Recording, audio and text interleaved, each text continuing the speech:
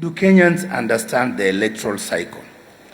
Do Kenyans understand and participate in each of those stages, from planning, execution, and of course, post-event evaluation? So we need to have those dialogues in such kind of a forum. And by having those dialogues, then we're able to demystify certain things. We're able to attack certain narratives that are being driven there. Have you engaged with us so that you find out how we manage and how we handle data and our register, the integrity, the security, the safeguards? That is the kind of dialogue we need. We should also have dialogue around matters relating to trust, confidence, accountability, and transparency.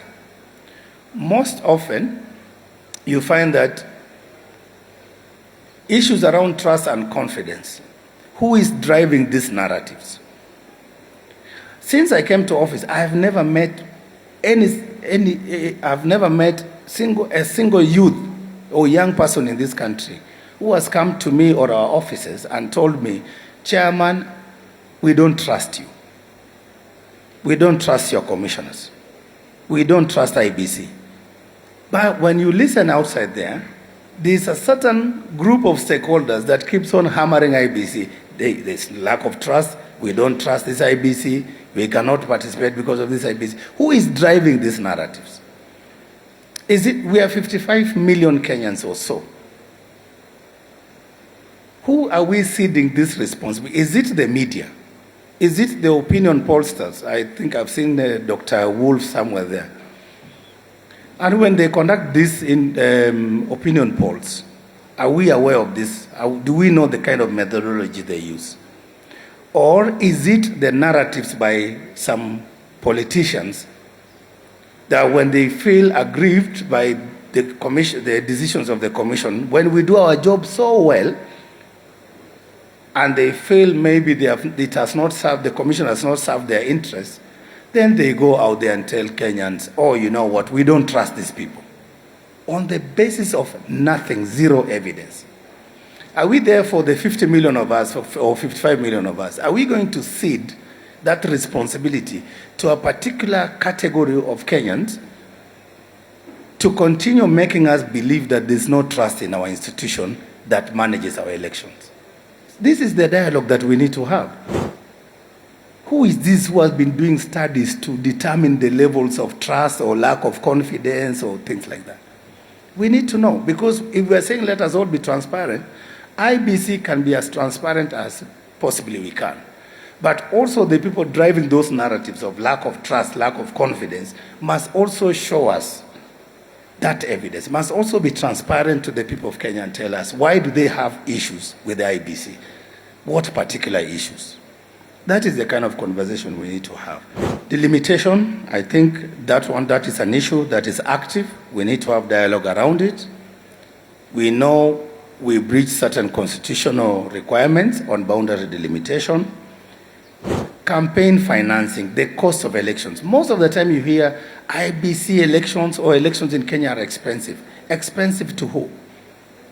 Iebc is funded by taxpayers. We require money to conduct quality education elections that is credible, that is transparent, that is believable.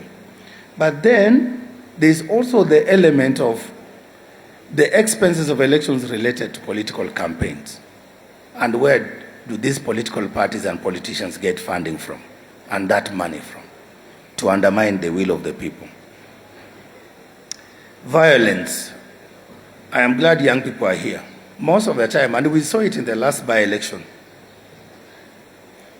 you see senior politicians being accompanied by young people who are already armed with all sorts of crude weapons to protect, in the name of protecting the vote.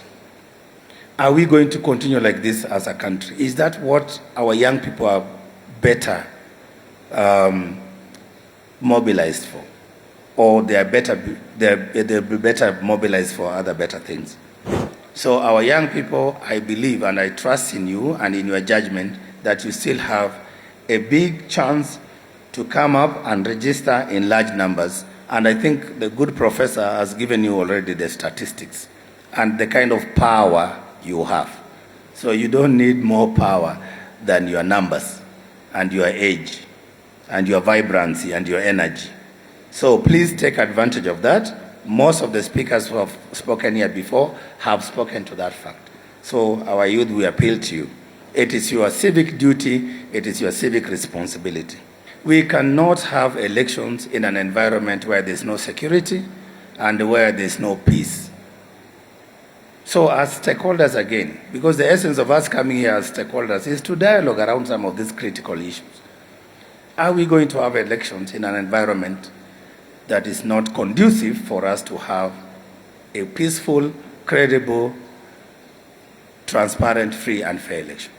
So that's the kind of dialogue we need to have.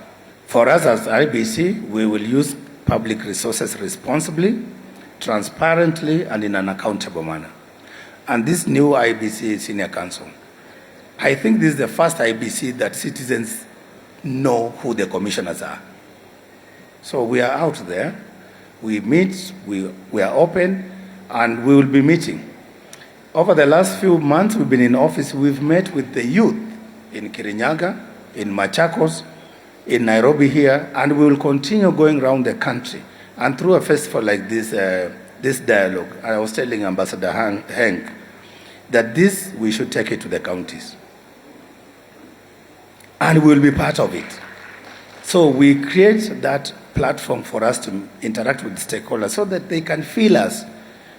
As the new IEBC, I promise you, fellow Kenyans, and particularly the young people of this country, that we will do our best to explain ourselves. I think Senior Council talked about early planning, early communication, engagement, telling our story. Each step, that is our commitment in this new IEBC. So we will be counting on the support of all of you, our development partners, our sister institutions, commissions, the political parties led by my brother, Mr. Misati, all the non-government institutions present here, the universities and tertiary schools, colleges. We are counting on your partnership because elections cannot be delivered by one entity. We all must be there to ensure that our democracy works.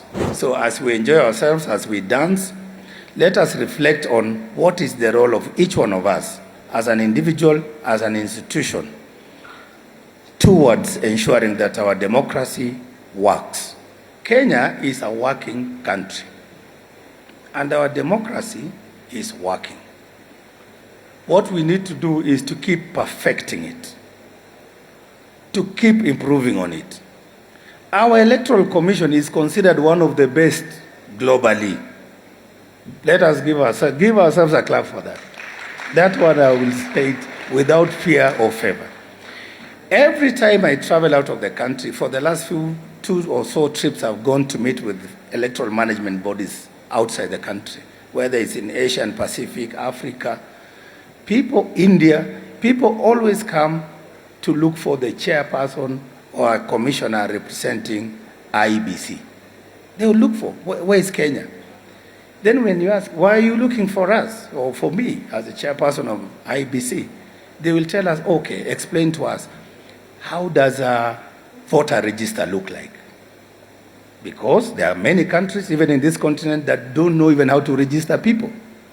They don't have voter registers. In Kenya, we have. They ask us, how do you apply technology in elections? Because most countries do not know how to do it, and they have not done it. In Kenya, we have done it since 2013. So they come to learn from us. In terms of electoral legal reforms, we have some of the best laws on earth in terms of managing our elections, all the way from the constitution up to the regulations. Most countries come, every time, they come to learn from us. So many things. So let us not be negative all the time. let us appreciate the great things we have done as a country, the great reforms we have undertaken in this country, the institutions we have built and continue to strengthen in this country. So for me, those are my few remarks, and I thank you very much, and I wish that we continue this dialogue. My team will be here. We will be launching the mass voter registration on 30th March 2026. And we invite all of you. We will probably do it at KICC or even bring it back here because this is the People's Park. And that exercise will go countrywide. All the wards will be covered. So we are bringing services closer to the people so that then we see the kind of enthusiasm and interest in registering as voters for the next general election. Thank you very much. God bless you.